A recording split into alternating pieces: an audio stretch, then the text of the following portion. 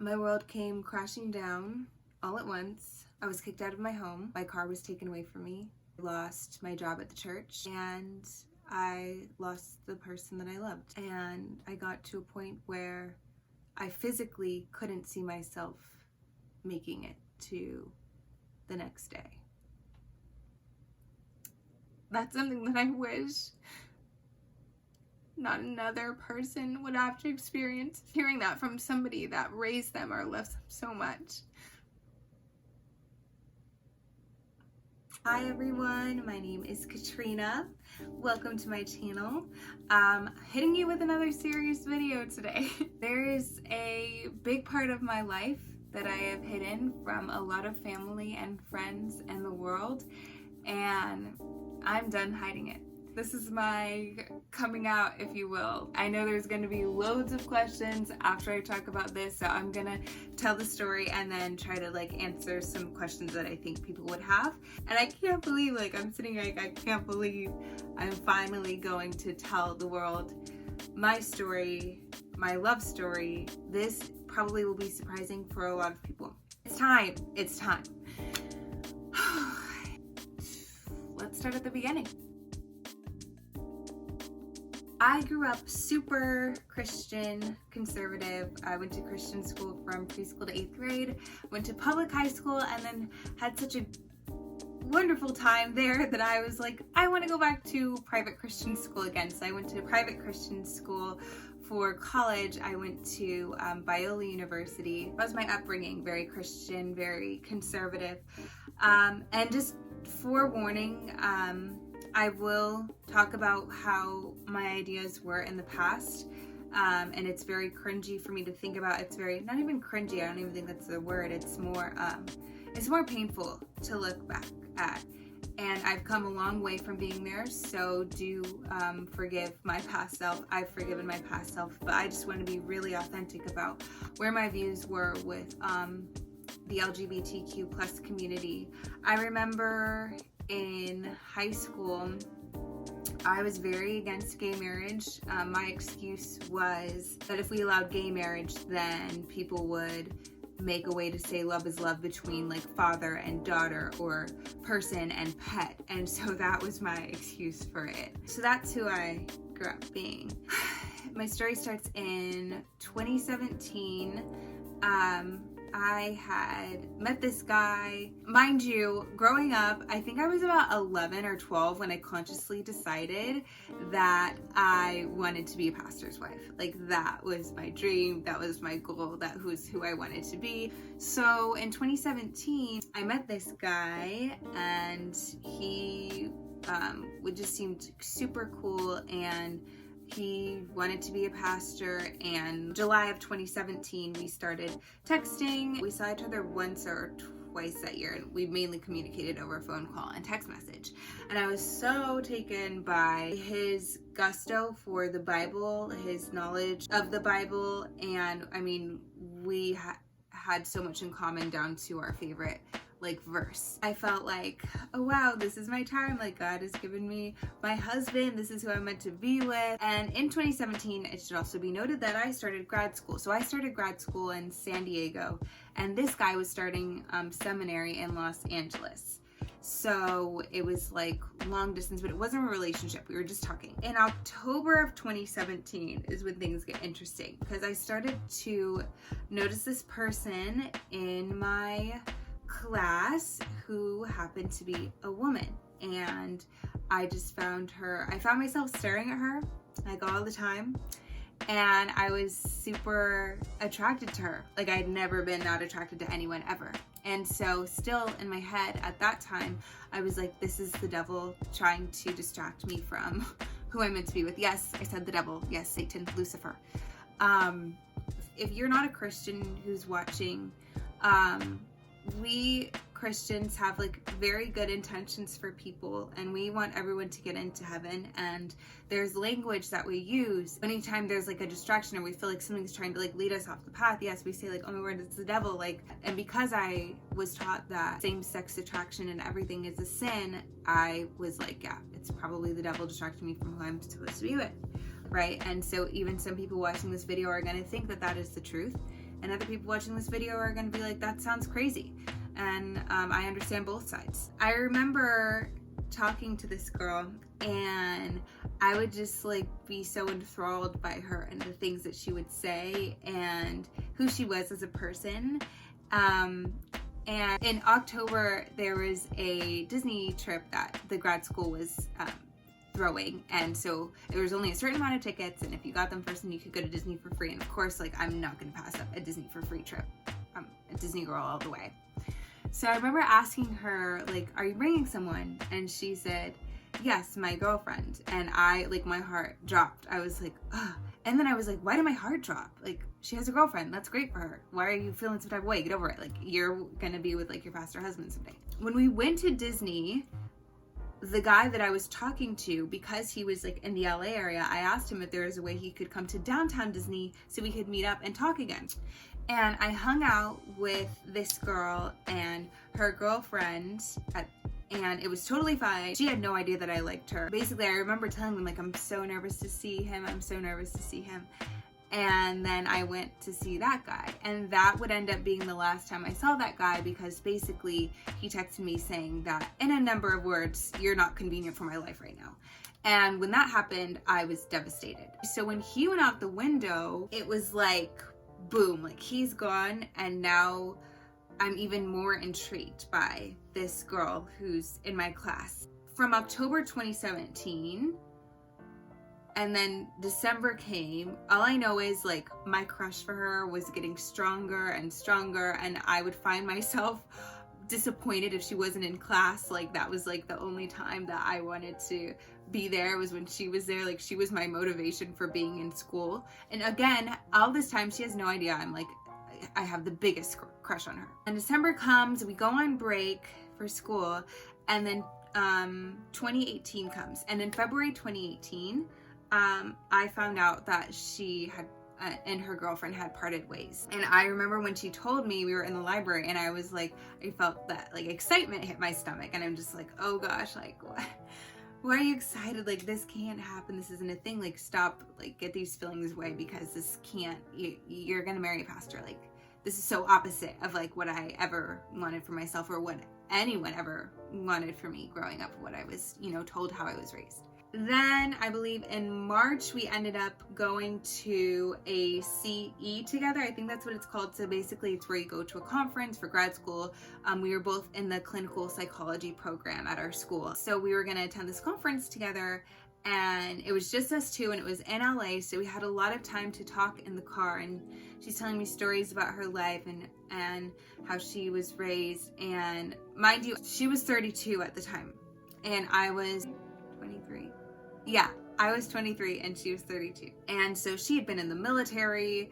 She had lived a lot of life, been from state to state. She was raised in New York. I would just be like, I'm so happy to listen to and hear her life experiences and how she handled them. I just felt my heart falling more and more for her, especially in this thing. And we ended up driving to Maggiano's, and I remember being so nervous, like, sitting across the table from her. And eating dinner with her, and I was, like, afraid to eat. I'm just like, what's going on? Like, you know, like, when you're on a date and you're, like, afraid to eat because you care so much and you're, like, so excited to be around the person, like, you really caught the feels there. So after that, I was just like, it was March or April, and I was just hooked. I was like, hook, line, and sinker. My heart is all for this person. It can't be. What do I do? So my solution is, I'm gonna tell her that I like her. I'm gonna text her, because I don't have the cojones to say it in person. And there's no way she's gonna like me back. There's no way. I mean, she's so much older and cooler than me. And that was another thing, was our personalities were so opposite. I remember sitting in the library telling her, I feel, when we were getting to know each other, just as friends, I had a crush on her, but she didn't know.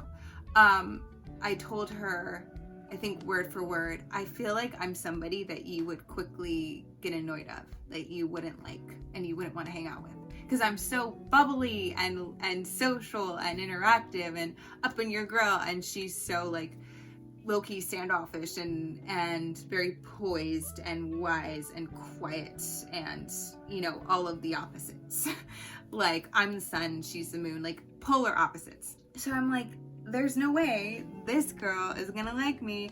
So I'm gonna tell her, and then when she tells me that she doesn't like me back, then I can just rest easy. She doesn't like me, get over it, you know? That was my plan. That was the master plan. I was ready for it. It was gonna make my life so much easier. That didn't happen. That's not what happened. And that's why we're here. So I set the mood for the night. I don't know about y'all, but I'm very dramatic. Like, I'm very theatrical. So I'm like in my bed. I'm ready to send the text. I composed it in notes prior to, because it was that serious. Like, I had to get ready to copy and paste it. I had I Want to Know by Sabrina Claudio playing in the background. Y'all listen to that song if you haven't. It's like, I want to know if you care for me. And it's just like, obviously the perfect song that I needed. So I'm like texting her this. I'm crying. I'm sobbing in anticipation that she doesn't like me back. That enough should have told me how much I wanted her to like me back. The fact that I'm already devastated at the thought of you not liking me back, right? I clearly wanted her to. So I sent the message. It was basically something like, I need to get this off my chest. Like, I feel myself very drawn to you, and I really like you, and I just had to tell you.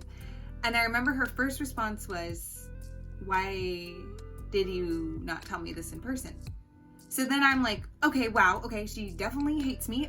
She does not like me back. And so I'm just like crying more, and I'm like getting defensive too, because she asked me a couple other questions, and I'm just like, why are you interrogating me right now? And then she ends up saying like it would be dishonest if she said that she didn't feel the same way. So I'm like, oh, okay, what? She likes me back, as if like my heart didn't already know. So that was April 19th, that we're pretty sure. We've tried to like find the exact date that text message was sent, but it had to be around April 19th.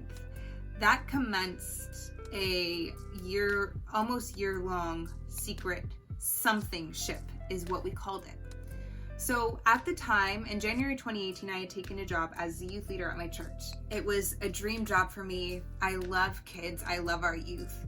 I love Christ, and I love all that he stands for. So I was doing that job in January of 2018. April is when I started that secret something ship. Like, I always wanted to be Hannah Montana, but that was like a whole nother level of it, where it was like, I was this church girl, the youth leader that's getting praised by the church by morning, and then by night, I drove 4 minutes away from literally where I'm like preaching to the kids to this girl's house, and I would spend the night there. That commenced the huge battle inside my head of heart and mind, and what I've been taught, and what I couldn't help but feel, and like just thinking about the faces of my kids if they found out, the faces of their parents if they found out. I just noticed it's getting kind of dark in here. Let me get a light on or something. Okay, is that a little better? I hope it's a little better. I never cried so much in my life. If I wasn't crying about my life and the fact that I couldn't proudly like hold hands with her in public, or tell my family excitedly about her, I was crying for all the people who have been through that I never thought I would be in those shoes. And it just opened my mind so much because I was the girl that would say, if you go to Jesus, he'll change everything. Like, let him in your heart and everything will fall in line. And I really believe that there was some kind of, that Jesus is the cure to same-sex attraction and the like. And now I know that that's not how it works. I did everything. I listened to so many sermons. I talked to friends. I held it in for a long time before I told a couple of people, like, because I was gonna literally explode from the inside out. I got a book by Jackie Hill Perry called Gay Girl, Good God. I just did a lot because I just was like, I never thought I could be so happy with someone. There was a part in June where we tried to end it, and I'm like, this can't work, because she told me about her past relationship, how she had been with a Christian girl before, and how it didn't work out ultimately because of the girl's faith, and she didn't want to date a Christian girl again. And she was like, I don't want my time wasted. And I remember saying through tears, like, I feel like I might be wasting your time, because in my head I still was going to go back to that pastor guy. Like, I was waiting for him. This was temporary. Both of us established that it was temporary. And so we tried to break it off in June, and I remember so vividly leaving her, and like our snot was coming out of my nose, and I looked at myself in the mirror and I was like, oh my word, the last time she saw me was just snot coming out of my nose. And I was so devastated, like in my heart. It was literally being ripped. And I know people say that, but I'd never used that language before, and I was just like, what is this? And so we lasted a couple days and then just got right back on the something ship train. So then from like June to once we hit December, I was like, I'm really falling for this person. Like, I love her. Like, I never loved anyone. I saw longevity in our relationship that I'd never seen with anyone, and I'd been with 3 guys in the past, and it just was like, I always saw an end. And for this, we would always laugh, and I would joke like, when is the honeymoon phase gonna end? This doesn't make sense. How can we be this happy after 8 months? Like, that's crazy. And she would always say, I believe that as long as you're being you and I'm being me, this is us. This is who we are. And then so in December, I started to really get serious. Like, hey, this is serious, and I need my family to know I'm gonna have to get a new job, because once my job finds out that this is my life, I'm not gonna be able to work at the church. I knew that was gonna happen. I figured once my grandparents knew, my grandparents are the ones who raised me, who I was living with, there may be a chance I would get kicked out. So I'm like, I have to get a new job so that I can have enough money to afford to move out and have a place that when I told my grandparents, I would have a good foundation to start our relationship, because I knew it wasn't going to be easy. And again, my ultimate plan that would have made my life so much easier was completely destroyed when February 26th, 2019, I got a call from that pastor guy that I had thought was never going to come back to my life. Mind you, last time I saw him was 2017. 2019, I get a phone call from him saying that he's thinking of me and would like to see me. I remember hearing his voice on the phone and my heart dropped, and I immediately started to cry, because I was just like, I told this girl, like, now I'm like, there's no chance I would go back to him, and now here I am with like not wanting to let go of the life that people wanted for me and I once wanted for me so much, but also not wanting to let go of this new life that I had pictured for myself. And it was like I loved them both. Like, even though I didn't know the guy, like I was in love with that life that I wanted. And so it's like the life I'm supposed to live, or the life that I feel so happy with and I never thought I would have. So I hung up the phone, and the only thing I could think to do, I started sobbing. And I was sobbing at the idea of losing this girl, because I knew once I told her it wasn't gonna be good. And I was sobbing at the idea of not having him either, because I was like, if I do go with him and then he finds out what I've done, why would he want to be with me? I was just stuck like a real catch-22. And so I'm like, the only thing I could think of is to go tell my grandparents and ask for some prayer, because I don't know what to do. And when I tell my grandparents, they were shocked, because they knew her. I brought her over for Thanksgiving, and as my friend. So once they found out, honestly, it's crazy I can get through the story without crying now. Before I couldn't. It was too hard. Now I can't. They were less than happy. My grandmother immediately became like very unkind. She used a lot of derogatory language, and it was like I died that day to them. I wasn't Katrina anymore. And she was like, you need to never see her again. And I was like, no, I can't do that. I won't do that. I love her. And so she was like, all right, from this day forward, we are not going to help you with anything. The car we bought you, my grandparents had bought my car while I was in grad school as an incentive to stay. They were like, you can't have that anymore. Pack your bags and get out. I started to pack my bags. My grandmother was spurting Bible verses at me as if I don't know them and I didn't go to school to study them, have a minor in Bible. I remember saying something like, oh, look at you, I'm sorry you're so on your high horse. I said something along those lines, and then she was like coming into my room as I'm packing, I'm sitting on the ground, and she's like, well, I'm not the lesbian, is what she said to me. And I'll never forget that, because it didn't hurt me as much as it hurt, as I hurt for everyone else who, when telling their families, being so vulnerable about somebody that they love, that their family would treat them so less than human, just less than in general. That's something that I wish not another person would have to experience. Hearing that from somebody that raised them or loves them so much.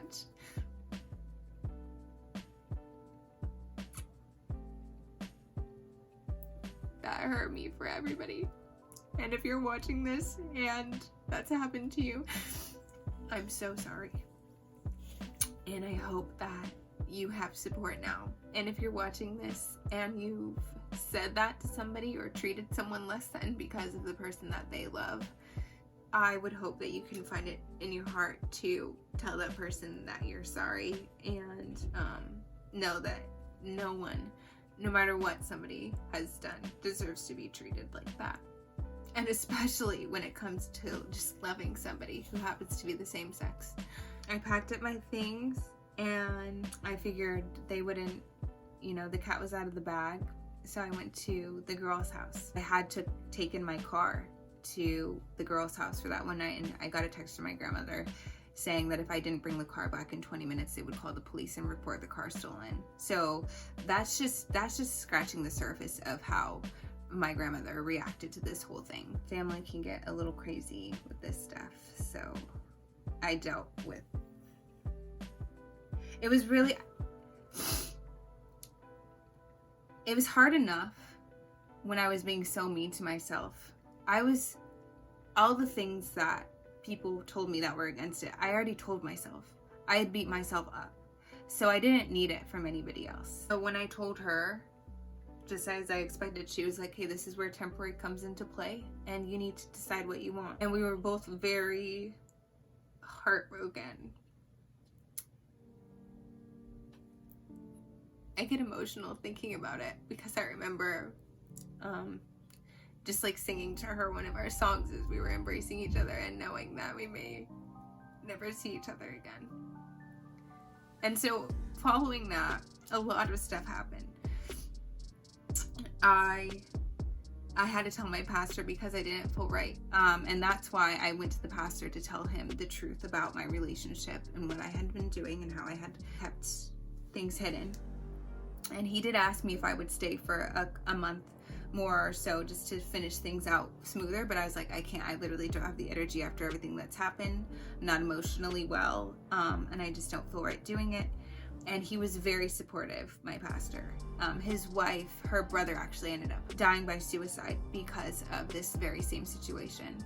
So he was very compassionate, very empathetic, and he told me, like, I'm not going to tell the church, and we don't need to because they are not going to be very kind. And I knew that, and I didn't either. So I haven't set foot in that church since. And you know what's so crazy to me is how I could go from getting so much praise. Like, I grew our youth group by I tripled the size. And that was all by the grace of God. And it was a great group, and I received so much encouragement and praise from the church. And I knew it's so crazy to me how one thing, like them finding out that I had been in a relationship with a woman, would have just like canceled all of the good out that I did. Isn't that crazy? Like, it's so insane to me. Like, in this situation, I was so confused because I'm like, if this is such a sin, then how can I still like bear good fruit? I was doing it and they didn't know, but they saw me as someone who was very good. And then once they find out that I was doing what I was doing, then it's like, then I wasn't a good person. Like, that doesn't make any sense. What ended up happening was I was homeless. I was couch hopping from friend to friend. You know who you are. I love you guys so much for offering me a place to stay. And if you offered me a place to stay and I didn't end up staying still, thank you so much. I had so much support. And I was just broken. I was devastated. I lost everything, including that girl. And I was just like, how do I go on from here? I went to a friend's house that wasn't very supportive of the situation, was just very confused. She's from a different culture, and so it was just very confusing for her. She was asking me all the wrong questions, and I was like on her floor crying. She was trying to stuff cookies in my mouth, and I'm just like, I'm not okay. And I remember that night was the night where I felt like, I don't know how I can go on another day feeling like this. I just wanted to like literally walk into a car. And all I could do was drive to the girl's house who I had been in the relationship with, and sit outside her driveway, and I just called her and I was like, I'm really like not well. I was really sad. I was just like, at the end, we talked for like 15 minutes because she was brokenhearted too. She was like in her brokenness and having to recover, and she needed the space. Like, that's the kind of person she is. I mustered the courage to just say, like, can I just come in and stay with you? She was just like, okay, yeah, you can come in. And in her brokenness, like, she embraced me and she was there for me. Months went by after that night. A bunch of stuff happened, but I know this story has been so long already. I just want to give like the gist of it. There's so many more details, but I remember that night was the pivotal night that made me ultimately choose her at the end, because I remember thinking, like, in my darkest hour, who was there for me? That guy wasn't there for me. My own grandparents weren't there for me. In my darkest hour, she was there for me. Even though it was one of her darkest hours too, she let me in, and to me, that is unconditional love, because she knew the ins and outs of me like no one knew me at that time. And knowing everything, even in her pain, she let me in. And no one has ever loved me like that. And this girl, as impatient as she can be sometimes, she has all the patience for me in the world. And so I did end up choosing her, and our path has not been easy. I have sabotaged our relationship several times. Now, I know I've done so much digging. I've done so much soul searching, and this is why I'm making this video, because I want everyone to know how much I love her. I am not disclosing her name yet because she doesn't know that I'm making this video. And so I'll get her thoughts later, and I hope that you will see her eventually. But anyways, I'm tired of hiding. I'm tired of hiding her. I'm so proud of her. I'm so proud of us for what we've overcome. I'm proud of myself, like, for everything that I went through. I now know, like, there's nothing that can bring me down. There's nothing that I can't get through. Like, as long as I have God, I have my friends, and I have the will and the motive to keep going. I thank you, Frozen, for the song The Next Right Thing. That has gotten me through a lot of tough times, especially this year. And so I just wanted everybody to know that I love a woman, and I plan to spend the rest of my life with her, and I'm so excited for you guys to see her and meet her, and I'm so happy. I've never been happier in my entire life, I swear. Like, I'm so excited. So, questions that I'm sure you might have. So, how do I identify? Everyone's like, are you pansexual? Are you bisexual? Are you a lesbian? It's just like, I hate the question. I love labels. Like, yes, I'm Black. Yes, I'm white. Yes, I'm American. Yes, I'm a Disney lover. Like, I love labels. This is the one where I'm like, Lordy, like, what? I don't know. But I finally came up with the answer. I identify as an unidentifiable child of the King. There you go. If you want to put a label on me, it's unidentifiable. Thank you very much. Thank you to anyone who has watched this video. If you can relate, if you can't, thank you so much for listening. I'm so excited for you to see my relationship finally, and for it to like be out of the shadows. It's been a long time coming. Thank you so much for watching. I hope that you are having a great time wherever you may be, and I hope that you will see me again in another video very soon.